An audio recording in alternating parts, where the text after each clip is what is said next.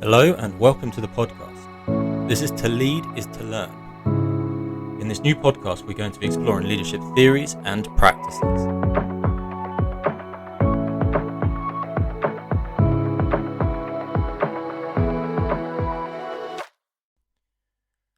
On today's episode, we're going to be answering the question, what is leadership? So let's look at the word leadership. It splits into two words really, leader and ship. If we explore the word lead in terms of leader, what does that mean? Well, that means some form of initiative to take the lead. And ship? Well, a ship really is just a group of people. So if we look at leadership, this is a process where the individual looks to influence the group in order to achieve that common goal. Now, influence is essential. This is the essence, the cornerstone of leadership. Without influence, you aren't leading.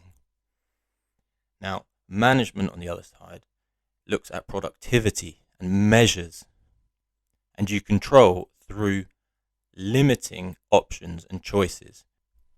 Management is really focused around measurables. These are the what, the when, the where, the who, and the how.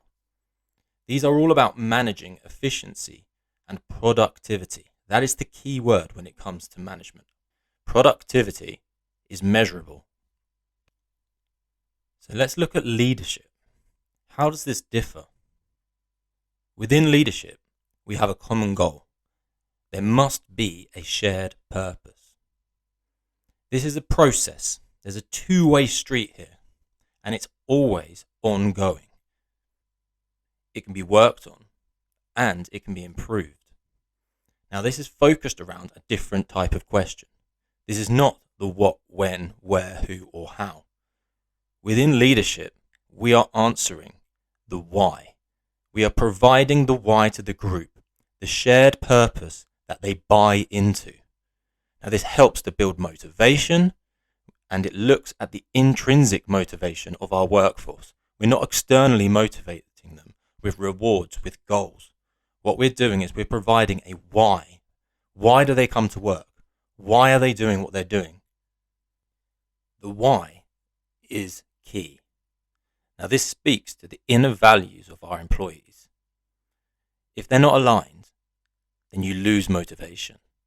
So really, we need to make sure that the values of everyone within the organization are aligned. We know what they are and we know how to speak to them.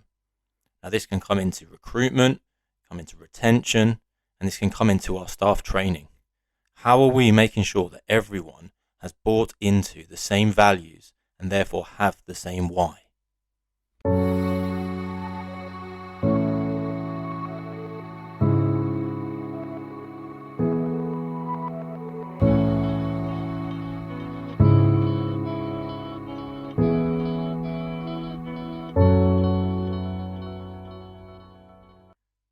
Now we know that leadership is about people.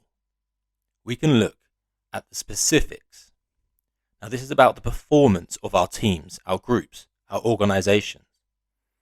Good leadership promotes effective team and group performance, which in turn enhances the well-being of those involved.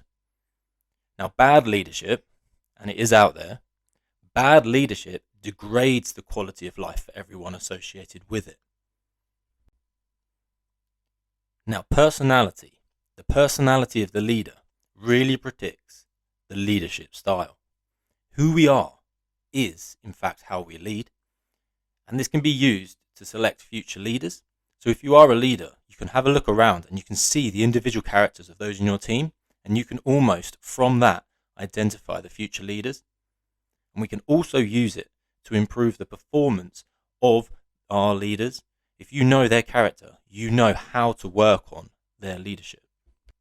There is one other person that we need to consider the personality of, and that is us, ourselves. Now, as a leader, we need to have a look at our own personality and how that may impact the people that we lead. We can then work on our own leadership in order to improve the experience of those below us. Now, as we have said, leadership in its simplest form is the ability to influence others to achieve shared common goals. Now, this may come down to the attributes of the leader. Now, there are many attributes that go into good, effective leadership. Now, this may be the ability to see the big picture, having that big picture vision, and then having the ability to share this with others. It may be the decision making that we make as a leader. We may have clear, decisive decisions based on the assessment of the best available information. As a leader, we may also have a commitment to building capacity and empowering others. Looking to the future, what is it that we need? Who do we need in place? Who might be up for promotion? Who might need a certain amount of training in order to progress their career? It may also be being respectful and consulting others, but then also being willing to make tough decisions when it's required of us.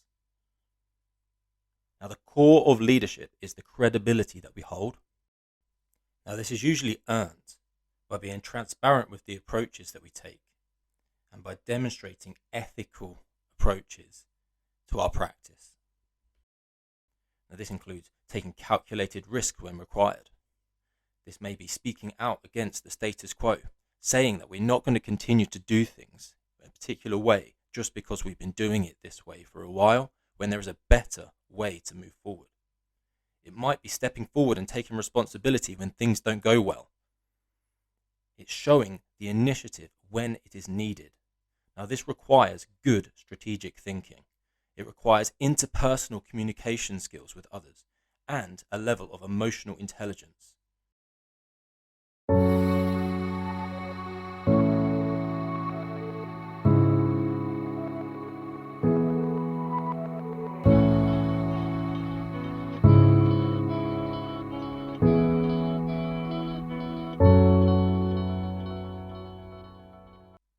Now, leadership is not an innate characteristic, but a complex collection of competencies and personal attributes, as well as vision.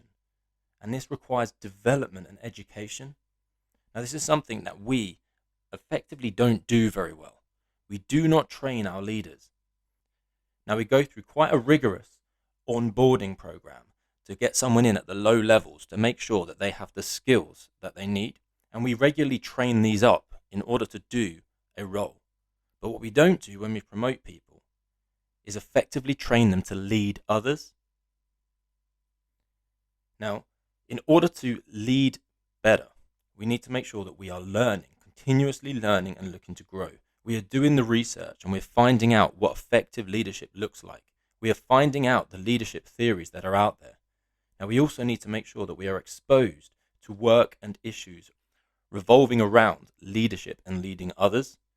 Now, this might mean role modeling from someone more senior, or you role modeling to those below you.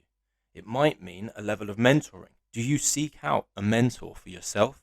Are you a mentor for others? Are we making sure that we are looking at that long game? Are we improving ourselves continuously? And are we looking to improve others? The skills involved with leadership are not just for those that are in a leadership position, the top, if you like, of the decision-making tree.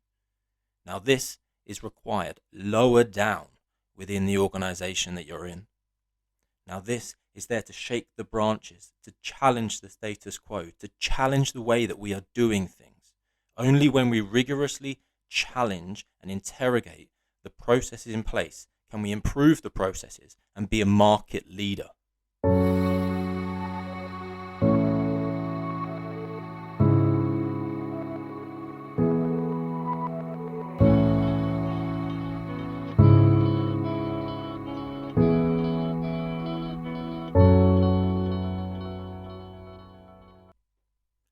So, if we're going to conclude this podcast which is looking to answer the question, what is leadership? We need to have a little consideration as to a definition which we can use to move forward. Now, there have been dozens of books, thousands of articles, and many, many publishings all about leadership theories and leadership practices. And there's been millions and millions of dollars invested by some companies in order to develop future leaders. But really, no one has got a grasp on what leadership is. How do we define leadership? Having a look at the research, there's been over 1,000, nearly 1,500 different definitions for leader or leadership published. In 2016, Alberto Silva proposed a definition for leadership, which I believe is the best definition out there. Now, this says, leadership is the process of interactive influence that occurs when, in a given context, some people accept someone as their leader to achieve common goals. Now, this has got 5 separate things within it. Okay, and it's important that these 5 are embraced when we go forward as our definition of leadership. Now, the first part of this is that leadership is a process. Now, this tells us it's not a personal quality held by some and not by others. It's a process that is continuously evolving, can be developed, and is in fact something that we can work on and improve. Now, it says that it's a process that is characterized by influence. Now, that's not only that of the leader upon their followers, but it's a two-way, it's an interactive influence between the leader and the followers. The leader influences the followers, but the leader is willing to be influenced by the followers. The third part is that leadership is a process that occurs within a given context. Now, if the context changes, then the leadership process has to also change. We cannot continue to lead the same way all the time. We must adapt to the context, the situation that is currently happening. The fourth one is that leadership is a process that requires people, the followers, to accept someone as a leader. Now, you cannot impose yourself upon someone and be their leader. They must choose you to be their leader. Otherwise, they don't give you the level of influence over them that you need to be a leader. Having a title isn't enough to be a leader. And the fifth and final part is that the purpose of the leadership process is there to accomplish a shared goal. Not just the goal of the leader, but the goal of everyone. The leader is there to act upon their behalf. They are the person that steps forward, that takes responsibility if things fail, or is willing to bestow upon their team the accomplishment if their shared goal is actually accomplished. But it's shared goal. It is not the goal of the leader, but the goal of everyone. Now, I want to leave you with every episode with a couple of questions to reflect upon. Now, the first one, how do you lead? The second question is, who are you leading for? The third question is, what is the vision, the shared goal, the why that you have to lead for you and for your team? And until next time, remember, to lead requires us to continuously